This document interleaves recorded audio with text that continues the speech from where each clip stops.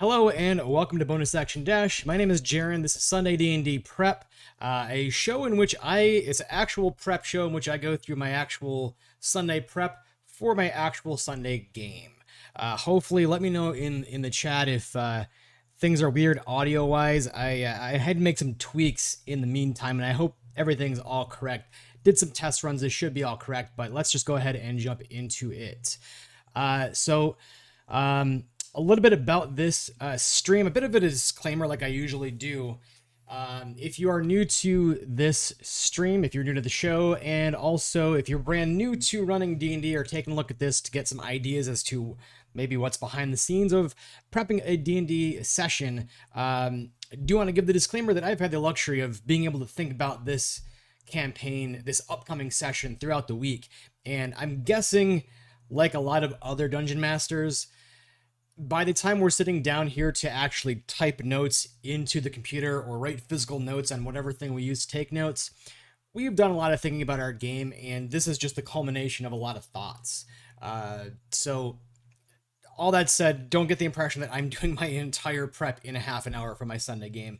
It's probably at least double the session length that I think about the game throughout the week and think about what I want to do next. Some of the secrets, where things are going, how I can handle things. So that said, let's go ahead and get into it. I will be using these actual notes tonight. So these are the real things I'm going to use in the game. But let's get into it. I'm running the 5th edition adventure, Rime of the Frostmaiden. It's been very good. This is now session number 51. Or if you really want to get nitty-gritty down, if you're counting session 0 as well, this would be the 52nd session. Nevertheless, we're in the final chapter, chapter 7, making our way through the ridiculously large dungeon crawl that is the lost ancient city of Ithrin. And we're coming down to, this is the last arc of the campaign. But that said, there's still much to go. I would guess we might end this somewhere. This will probably hit low 60s, I'm guessing, just because there's, we still have some things to do before we get into the Spire of Aerial Arthas, and that also is a pretty lengthy sub-dungeon, I guess you want to say, and then they have to actually get their way back to 10 Towns, fight Auril, end the Endless Night. There's still a lot to do, so my guess is this will probably end around high 50s, low 60s.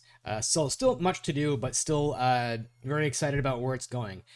Let's give a quick recap. And by the way, I do want to address, I am streaming a little bit later than I normally do. Next week, we'll be going back to regularly scheduled time of 5 p.m. Central.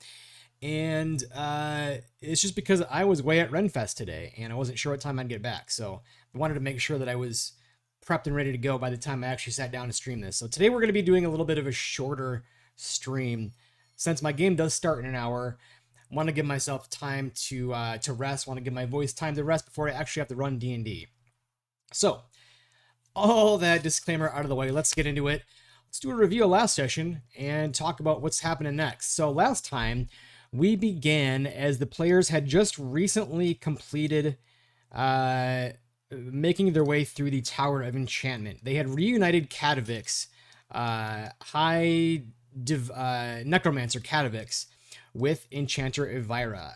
And they made their way through that tower, encountered some nasty stuff, a couple of mimics, and a Elder Oblex, which was powering this really cool machine called a Hippocampus. I think is what it was called. Hippocaris, not Hippocampus, Hippocaris. And it was this machine that the Enchantress would use to kind of like run her own psychotherapy business and see into people's minds. And it was a really neat encounter. And they had reunited Enchanter Elvira with Katavix, who had this secret romance going on. And they said, hey, if you want to try to get the hell out of here, if you ever make it to the surface, find Seeker. What was his name? I had it in last week's session notes. Maybe not. Maybe it was in the session before that. But they said they had them, potentially seek out the barbarian tribe that the party had encountered recently before going into the Caves of Hunger, and said to Secret Ukai. That's the name. And that's kind of where we started last session, was after all that mess had taken place. So the party, I wasn't sure where they were going to go. I prepared in case they wanted to start investigating some of the towers around the area, or maybe some of these other areas. But they collectively decided, because Gwendrel, our cleric, was still dealing with the arcane blight and the knowledge that this might be the last night before he has to make another save and potentially fail it and become an Othic. So he suggested, hey, let's have one last good meal. Let's go back to the mansion that we found, the magnificent mansion in the Tower of Conjuration, and let's have one last really good dinner. We'll have some good drink, good food. Let's share some memories and at least go out with something good, you know? And so that's what the party decided to do. And they navigated the other side of the tower. Remember, they had come originally. Let's see if I can do this. I'll grab the ruler tool. And they had originally come sort of around the backside, encountered Dazan at the obelisk, and they made their way to the Tower of Enchantment. This time, they decided they don't want to mess with Dazan right now if they can avoid it. So they made their way kind of around this way to the Tower of Conjuration once again. And, you know, I think they're well aware that they are bypassing some cool stuff in this area, but they're sort of single-minded right now. They've got a purpose. And, you know, they went back to the tower, had good dinner, had that prepared by their butler, Eugene, who was running the mansion. And Gwen had sat down and basically said, like, hey, let's, you know, one by one, let's go around and talk about, like, what's something that you would take from this experience? You know, should things go wrong, like, let's not end on a sad note. Let's have a good dinner. What would you take away from this whole experience if this is where my story ends, you know? And one by one, I think everybody kind of agreed that they've really enjoyed the experience of coming together, meeting each other, getting to know each other, and becoming this, you know, this new family. And it was a really heartfelt dinner. It was really positive, really meaningful. They went to bed, and Gwen actually instructed them, like, said, hey, if I end up turning into an Othic in the morning, here's a list of some stuff that you should probably take off of me before I just run off with it. You know, here's my, you know, my staff, and here is this thing that I got from my goddess that lets me, like, reroll and stuff. And by the way, like, when we go to bed, tie me up in case, you know, it gets weird in the morning. And he also, before everybody went to bed, he went up to his room and sat at the altar and made it one last final petition to his goddess Saloon, saying, like, hey, as excited as I would be to see you, because that would mean, you know, I'm seeing you, I also don't want to, because that means, you know, well, my time's done here, and I hope my time's not done here. You know, and so you know, he then opened up the room, everybody went to bed, and I was inspired in the moment. I knew kind of what I wanted to do, because in game, our character Marses, who is a barbarian, she's the barbarian tiefling, one of our, she's the newest player to D&D of the group, and it's been really satisfying to watch this player progress over the last year or so and get more invested in her character and what she wants to do. While they were walking a couple of sessions ago, just walking through town or whatever, she messaged me and said, this is what Mars is doing secretly. I don't want anybody to know this, just something that she's doing. And she said that, you know, it's this paragraph here. Her character was reaching out to Saloon saying, hey, please help my friend Gwen. I don't want to see him die here. I don't know what to do. I will do whatever you ask, but I don't really have much to give.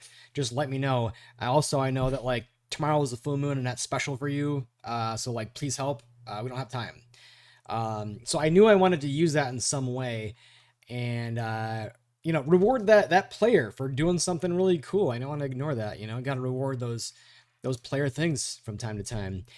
And so in the middle of the night, she was the first one to be woken up by this white spectral hand that belongs to this figure made of pure white light, this flowing white hair, and a face that you couldn't recognize or really make out. And but it was a very comforting and familiar sort of interaction for Mars's. And the figure said, like, hey, do you trust me?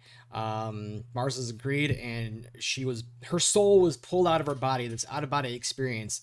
as Saloon took her into the heavens amongst the stars, and basically said like, "Hey, I'm answering your call. You said that you don't think you have anything to give. I wouldn't ask any of my followers to give up anything, but surely you've got your strength and your courage and your bravery. Would you, to save your friend? I can't intervene directly. I might be able to do something though. But if I could do something like that, would you agree to fight in my name and to banish the shadows and to fight secrecy and to illuminate my light on the world?" And character agreed, and a decision was made. And the next morning, after she was returned to her body, there was this white silvery glow around her body. And Gwen, the character that was facing the arcane blight, because of that interaction, because of that that player choice outside of the game, unprompted, to petition this goddess to say, "Hey, save my friend, please." And because she agreed to basically be a follower of Saloon now, I let the player roll with +5, and turns out that was the thing that saved him. I think he needed to roll a 12 or better because he'd already saved once against the Arcane Blight. And the +5 put him at a 13. It was so poetic and awesome that after making that save, he immediately used Greater Restoration to rid himself of the Arcane Blight. And it was a beautiful moment. And that was the first half of the session. I think we took a quick break after that because it was sort of an emotional first half. We came back after all of that, and Sarah Gritz, our wizard, I was playing for that character because the player was out of town, or player was doing something else that night, and said that, "Hey, we can go back and investigate these other towers, but I also remember last time we were near the Arboretum and the library, I saw a tower that caught my attention. Pretty sure it's one that we're looking for. I can show you where I saw it. I can take you there if we want to do that first." And so she led the party to the Tower of Divination. And that was where they got to encounter these really cool spheres and this like quasi-planetarium, and fight a bunch of Nothics, and try to break into Diviner Apius's second floor, and say like, "Hey, your tower's under attack, help us." And Apius was just like, "Who the F are you? Piss off. I don't want any distractions from my work here." And like ended up fireballing a character. It took some persuasion checks to finally get her to come down and be like, "Okay, what is it? I'll check out what you're talking about." And she kind of tried to help out in the fight and wasn't really adding much. Players fought 2 full waves of Nothics, and then made their way up to the second floor of the tower where this magical telescope was. And they met Apius, who had, I don't know if they know this yet, but she had accidentally turned herself into a slod, or rather, the slod that she was investigating pre-Ethering Crash then escaped post-Ethering Crash and infected her and turned her into a slod. So it was kind of accidentally. But they allowed, she was like, "Oh yeah, I know that I have possession of a piece of the Arcane Octet. I don't remember what it is or what it's for. I know I wrote it down in my spell book, but unfortunately that, along with a bunch of my notes, got ejected when the city crashed.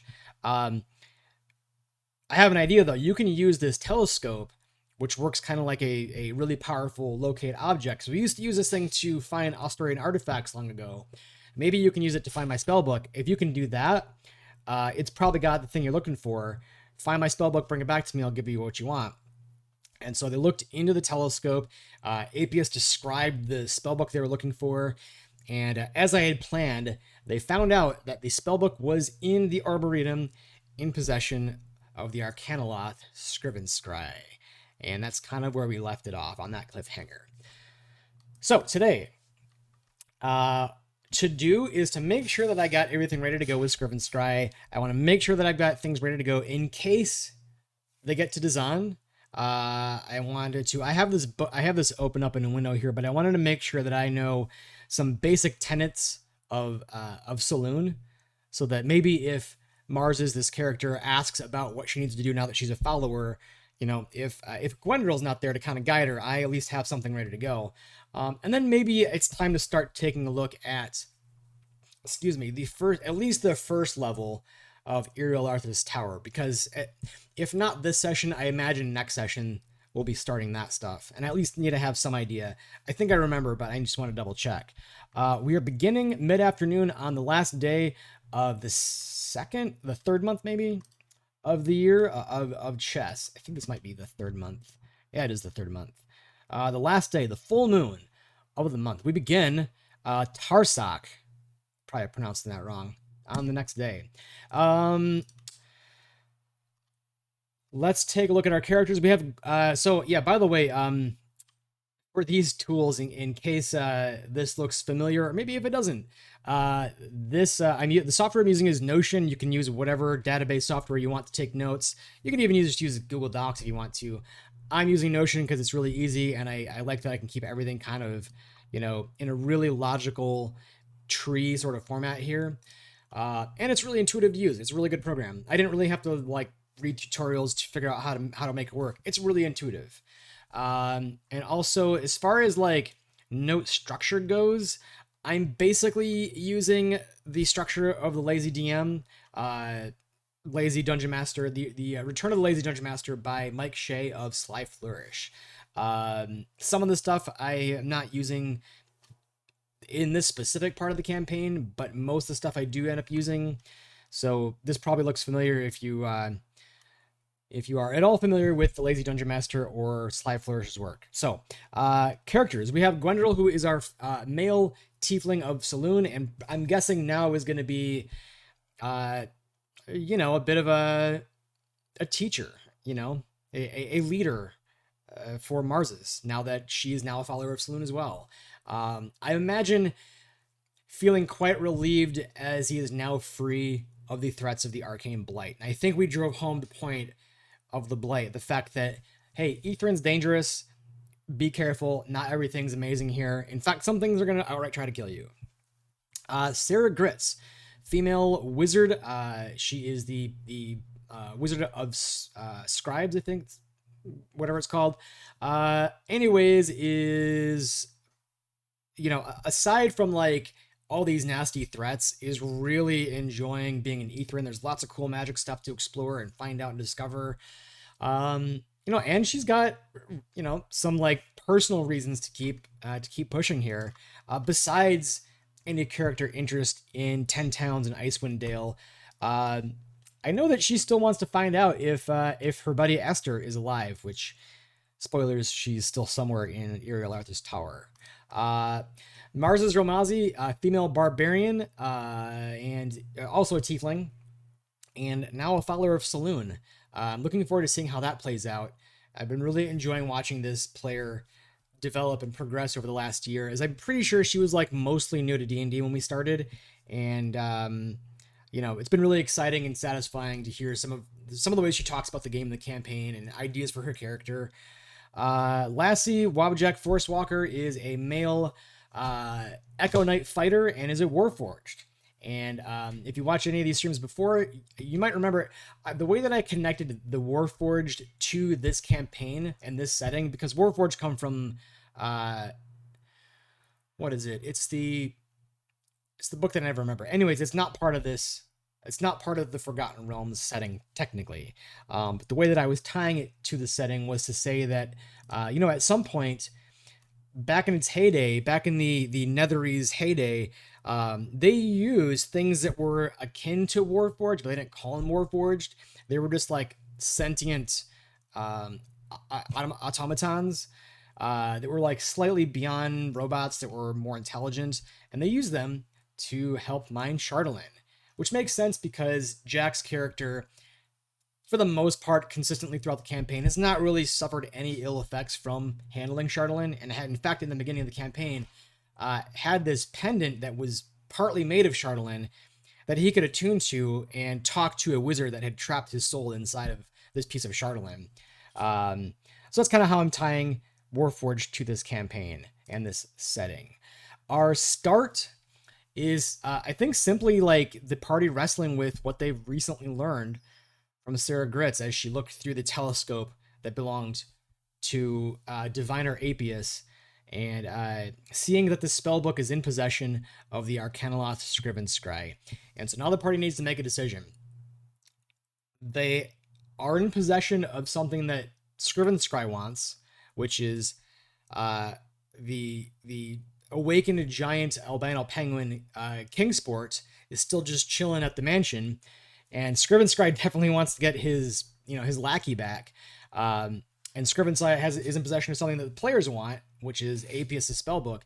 But they also know that Scriven Scry is kind of a piece of shit to to Kingsport. He's really kind of abusive, and he had him tethered on this like harness and was super mean to him.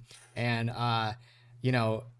Kingsport even was like, he hand wrote a note that said, "Help me," just desperate to get away and be hanging with anybody else. So I guess the party is gonna have to make a decision of like, do we straight up 1-to-1 trade, knowing that it's like putting this poor innocent penguin in a bad situation? Do we fight to the death Scriven Scry, knowing that he's like pretty dangerous and a really powerful caster and nearly downed one of our party members last time? What do we do? So we'll see what happens there. That's kind of our first potential scene, is to see what happens. We might have a design encounter again. What I'm anticipating is players go and deal with Scriven Scry, however that goes.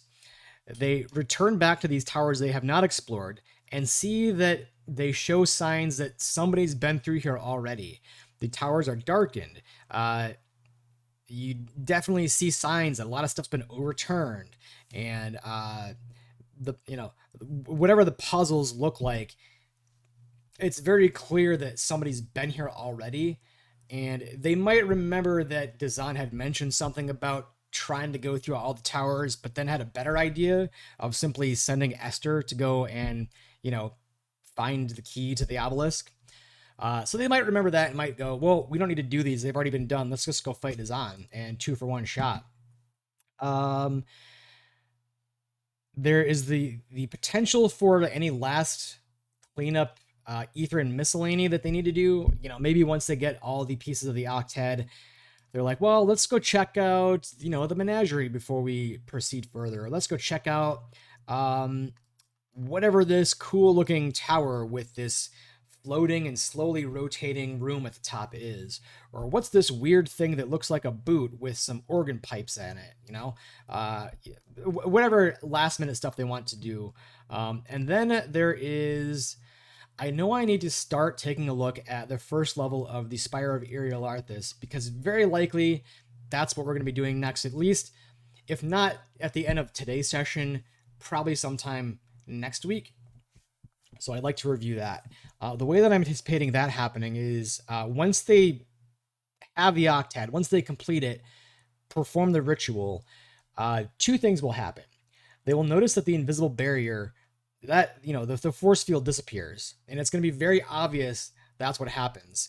And the second thing that they hear is a door unlocking and opening up, which is at the foot of this support here in the prison district. Now, if they go for the Mythalar first, that's going to trigger an encounter with Iriel Arthas. If they go straight for the support beam on the door, well, then they're just in the Tower of Iriel Arthas, and that encounter will happen later on somewhere. So let me just take a look at my maps here, make sure I have these encounters ready to go. First, I know I have the maps ready. I just need to make sure that I have tokens and stuff ready to go. Arboretum is first. We need to delete all this crap. All these tokens need to go.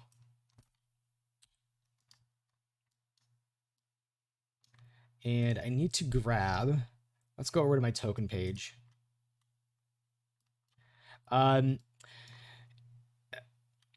Here's my one trick, I guess, for Roll20. If you buy an official module on Roll20, it's likely they've done this already, but you can do this for any campaign you run on Roll20. Have a dedicated token page, have all your settings in each one of these tokens already. Like if you need to do something for dark vision, invisibility if you're running any sort of dynamic lighting. If you actually want to use the HP tracker in Roll20, have this stuff all ready to go in pre-made tokens. And then when you need to add it to a map, don't copy it from an existing map, just drag it over from this, because this will already have all your settings. Whereas if it's somewhere else, it might be all messed up. And I would also recommend resetting your initiative every time, because that gets a little wonky if you try to, use initiative from previous tokens. It's going to, act kind of funny. So definitely recommend having a dedicated token page. So I need to grab the party, and I need to grab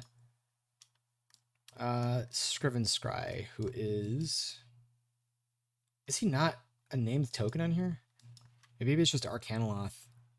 Here we go.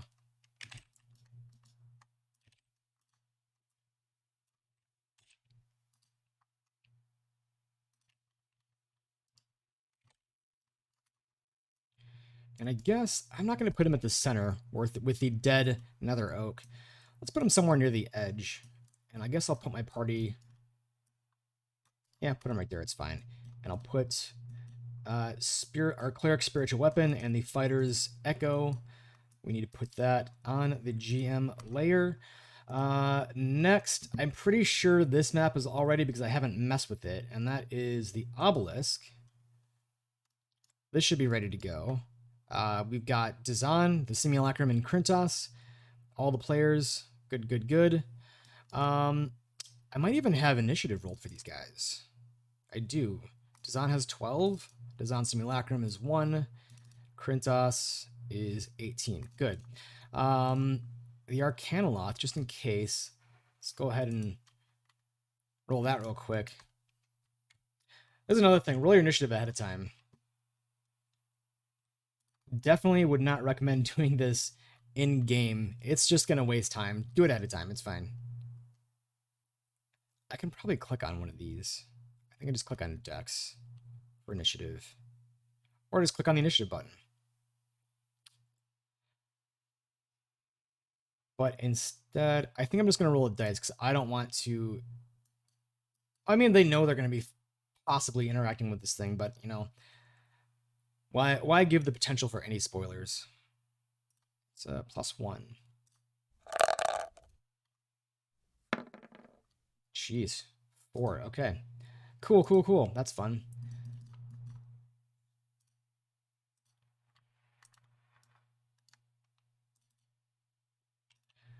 I don't know why 3D dice are on. I want to turn that off.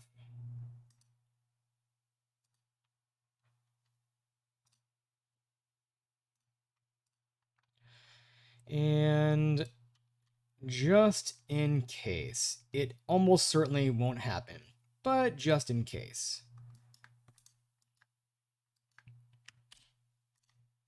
Don't need this, but I do want to grab... Where is my token page? Just in case we have to fight Uriel Arthas, who's got some really nasty stats, by the way, as a Demi-Lich.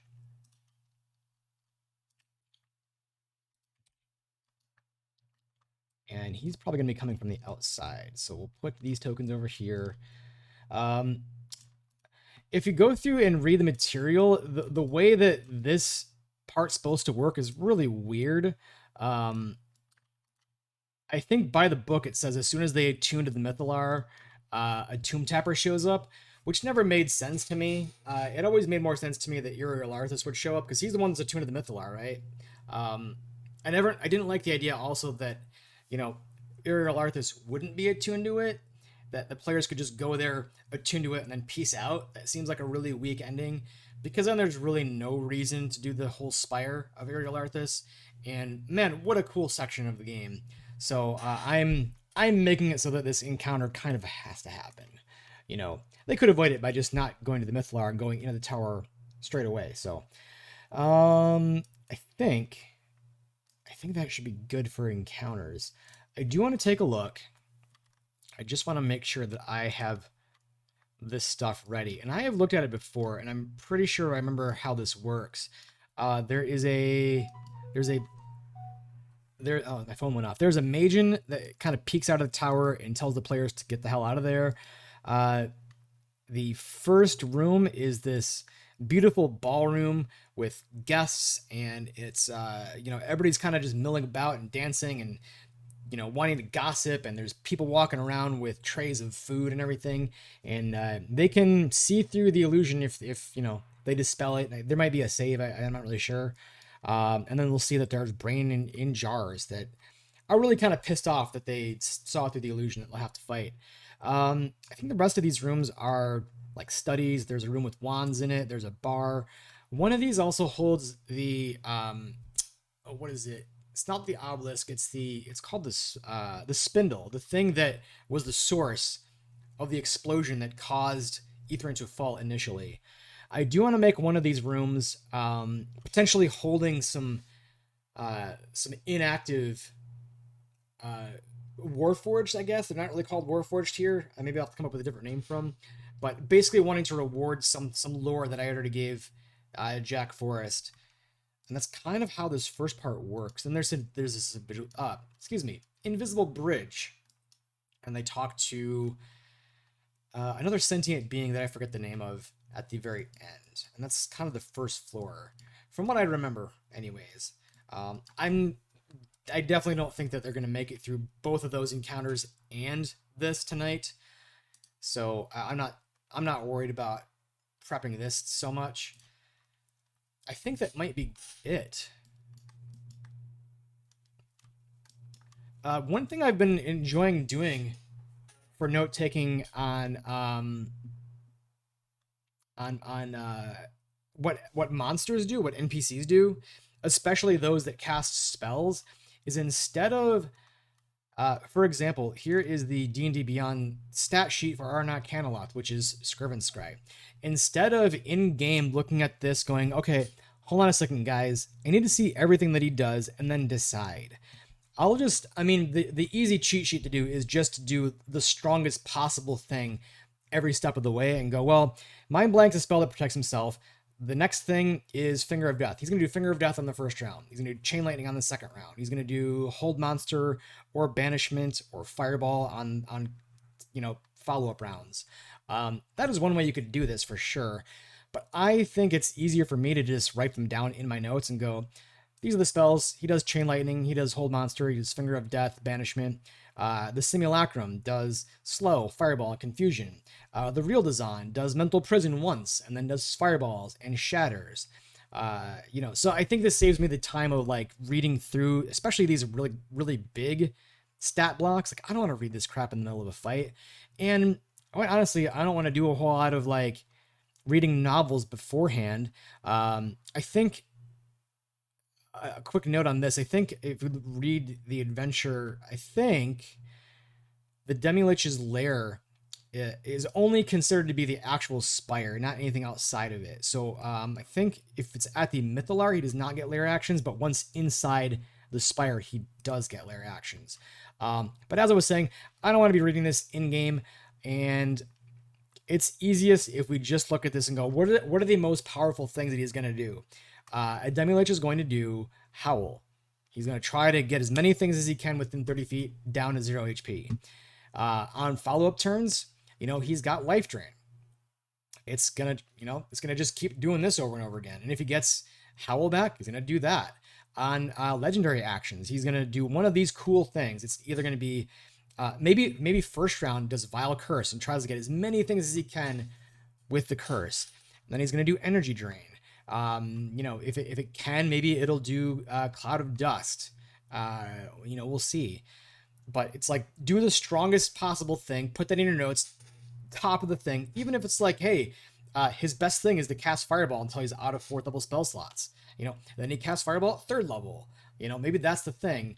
You want to make it simple. If you want to take it a step further and really put some research into it, then you like read all about Demi-Liches and all this stuff and where it comes from and how it thinks. And maybe you go out into this really, really amazing supplementary material called The Monsters Know What They're Doing. It's an approach to looking at monsters not as piles of HP, but as intelligent fighting creatures. They are going to fight in a certain way based on their stats, and it takes a look and goes, well, they're not just, something with AC of 20 with 80 hit points. They might not fight to the death if they can avoid it. They're going to try to do the strongest thing for sure, but they're going to fight in an intelligent way. They're going to use their resources. Maybe if the Demi-Lich is within its lair, it can use its lair actions in intelligent ways, and this approach applies to every single monster in the game. Maybe if you want to spend the time to do that, but often, you don't have the luxury of being able to spend hours researching a monster in combat or when it's prior to the game. You're just like, okay, what do goblins do? They're just going to attack every single round, and they're going to move and try to stay away and attack at a distance.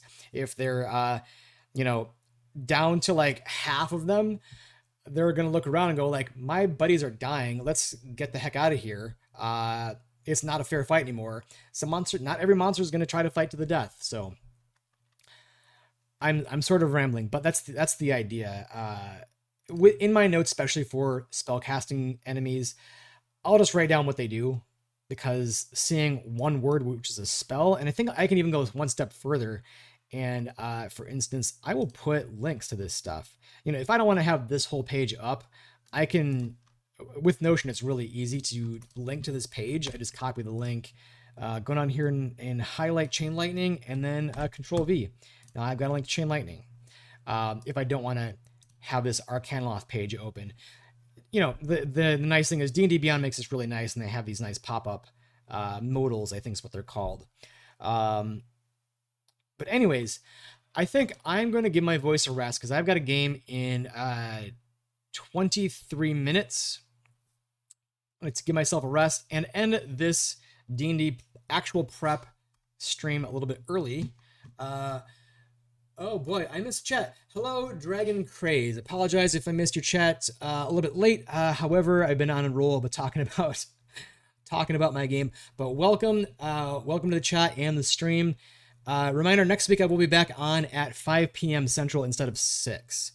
This week was just a bit of an anomaly, but we will be back next week, normal time at 5 p.m. And I think that's where I'm going to end it. So thank you for joining. I will be here next, I think Thursday night, 9 p.m. Central. I'm going to give a part 2 to my review of the 1 D&D playtest, that first initial thing. Next Thursday night, 9 p.m. Central Time, I'm going to be talking about the direction of Wizards and this new VTT that they're touting, and how I'm not really on board with it, and how some things I'm still fine with. So stay tuned for that. 9 p.m. Thursday night, and next Sunday, 5 p.m. Central. We'll see you then. Thanks for tuning in, and we'll see you next time.